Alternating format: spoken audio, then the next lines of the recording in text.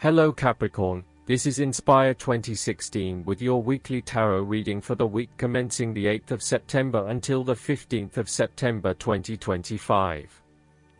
The first card for you is representing, how do you feel about yourself? Your card is the Nine of Wands. You are so close to completing a particular project or task, but at the last minute, you are faced with yet another challenge or setback.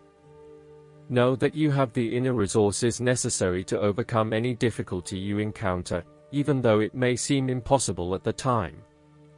You are so close to finally achieving success, do not give up now. The Nine of Wands is a sign of hope and encouragement that if you stand firm and strong against your challenges, you will achieve your goal. The challenges before you now are only the last bit of darkness before the break of a wonderful dawn.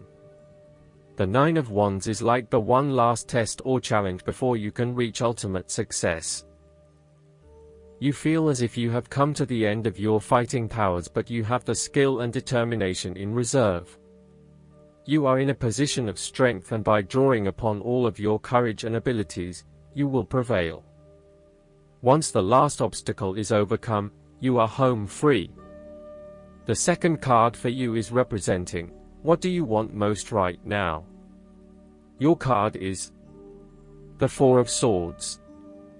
What do you want most right now is a period of rest and recovery after a time of challenge, with the promise that, once recovered, you can and will return to the challenge. In the meantime, the Four of Swords provides a new challenge, to stay silent and inactive. This is the time to build up your mental strength. Meditate and spend time in a calm atmosphere. You need to replenish your strength and spend time in spiritual thinking. You need to rest and relax. The Four of Swords is a reminder that after every crisis and before every new challenge, there is always a time of relaxation and contemplation. Constant stress and tension will break even the hardest and most resilient of people, but brief periods of rest enable you to refresh your energy, concentration, and focus, ready for the next challenge. These rests should be used wisely, to heal the body and ready the mind. The third card for you is representing, your fears. Your card is the Nine of Pentacles. You are afraid of financial setbacks, or you have experienced a loss due to unwise decisions or foolish actions. Your foundations may be about to give way. If they do, learn from your mistakes and build a more solid and secure foundation next time. The Nine of Pentacles can also indicate an overinvestment in work. You are working long hours at the detriment of your personal life.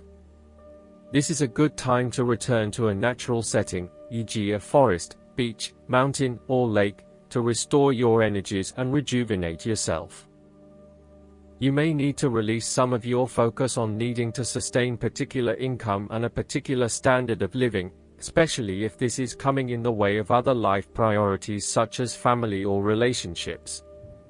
You may think you need the best of everything, but really, all you need is your family and loved ones around you. Do not be afraid to take a cut to your income for a short time, or to reduce your hours at work, even if this means that you have to eat rice and beans each night for a week to make up for it. It is important that you are focused on what is most important to you. Finances may need to come second, and while you need to at least have food on the table, there may be some areas where you can cut back and reduce your dependence on material wealth. You want to be able to lead a luxurious life, but there is something getting in the way. For example, part of you knows you deserve a beautiful home, but another part of you doubts yourself and whether or not you can truly afford it, or whether you are going too far and splurging. You want to be surrounded by beauty, but you also do not want to be dependent on material possessions for your satisfaction and fulfillment. You do not want to be seen as spending your money frivolously, and so you are reluctant to invest in luxury. The fourth card for you is representing, what is going for you?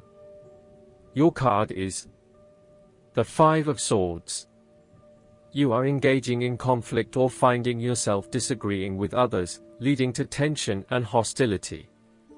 Despite thinking you have won, you may still end up the loser because you have hurt or annoyed others and have subsequently isolated yourself. You try to pick up the pieces and act as if the conflict is now in the past, but others have now lost faith in you and do not want to be around you. This might be one of those times when it feels like everyone is against you and you may lose some friends along the way. You will need to make a decision about whether your point of view is so important to you that it is okay to put your relationship with others in jeopardy, or whether you can compromise and try to see eye to eye with others. If you have been aggressive in your struggles, then you will soon accomplish your objectives. However, if you have been passive, you may need to compromise on your personal interests, giving in to the wishes of the opposing force. You will feel that there are more obstacles ahead, and you will not want to face the ordeal you know you must if you are to have what you want or the way you want it. Overall, you are in for a struggle and there is more work or problems ahead than you are aware of now. Things will not go as well as they should, and you will have conflicts or clashes of will with others. The fifth card for you is representing what is going against you. The Ten of Wands. You are afraid and unnecessarily holding on to this burden when you do not need to. If you are feeling weighed down by your present circumstances, look at different ways you can lighten the load. Can you delegate certain tasks and responsibilities? Are you worrying about matters that do not concern you or cannot be changed? Do not become a martyr and take on more than you can realistically handle. If you are going through a challenging time, then the Ten of Wands indicates that this time will soon pass and you will feel less of a burden weighing on your shoulders. You may be actively identifying those activities that do not bring you any value in your life and you are starting to release yourself from these unnecessary responsibilities. You may even be going through a purging process, clearing out old clothes and selling old furniture, in order to declutter and simplify your life. You will benefit from better organization and prioritization at this time. On the other hand, you might be avoiding responsibility and making it even more difficult for others who must take on your share. Thus, the saying, "You have made your bed, now lie in it," is very appropriate for this card. The last card for you is representing the likely outcome that you may have. Your card is the Two of Cups. There will be a beautiful start to a new romance in which you experienced understanding, harmony, and deep love between two souls. The seed has blossomed into a tree of appreciation. Kindness and thoughtfulness will bind your two hearts together with the feeling of being simultaneously very special to one another. This card can also refer to marriage, proposals, and engagements, particularly as this card portrays what looks like a wedding or hand fasting. It is a reflection of commitment between two individuals, to say that they will go through life together, always considerate of each other's needs and wishes. This card typically points towards a relationship that is based on mutual attraction and romantic inclinations. It reflects the clear, nurturing, supportive and heartfelt exchange of emotions that is the gift of a romantic relationship. The Two of Cups represents love that is nurturing, creative, clearly focused, inspirational and equally fulfilling. Last but not least, the guidance card for you is the donations, tithing, and charitable work. This card reminds you that giving and receiving are two sides of the same energy. If you've felt stuck lately, as if your efforts aren't being rewarded, then it's time to reverse the energy flow. We often become blocked when our focus is solely upon receiving and, "What can I get?" To turn this around, focus upon, "How can I serve?" One way to open up the flow of abundance is to give away what you'd like to receive. So, in order to have more time, volunteer for a worthy cause. To get more love, offer it to others. To manifest material items, donate some articles to charity. to receive money, make a financial gift as you are divinely guided. Tithing is the practice of giving 10% of your income either to a spiritual or religious organization that you are a member of or to a charity that you feel is benefiting the planet. Tithing is essentially a recognition that all forms of abundance come from God. By returning a percentage of your money back toward God through support of spiritual organizations, you are declaring that your source is not your job, your government, the economy, or your family but rather the Creator.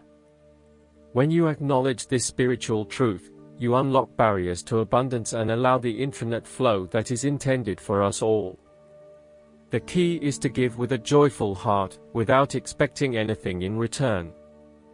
God and the universe will ensure that the energetic output is balanced in the best way, so you needn't worry about reciprocity.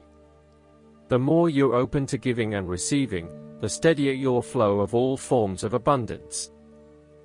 I hope that you enjoy everything, and if you like the reading, just please click subscribe and you will get instant notifications every time we publish a new video right to your YouTube. Thanks.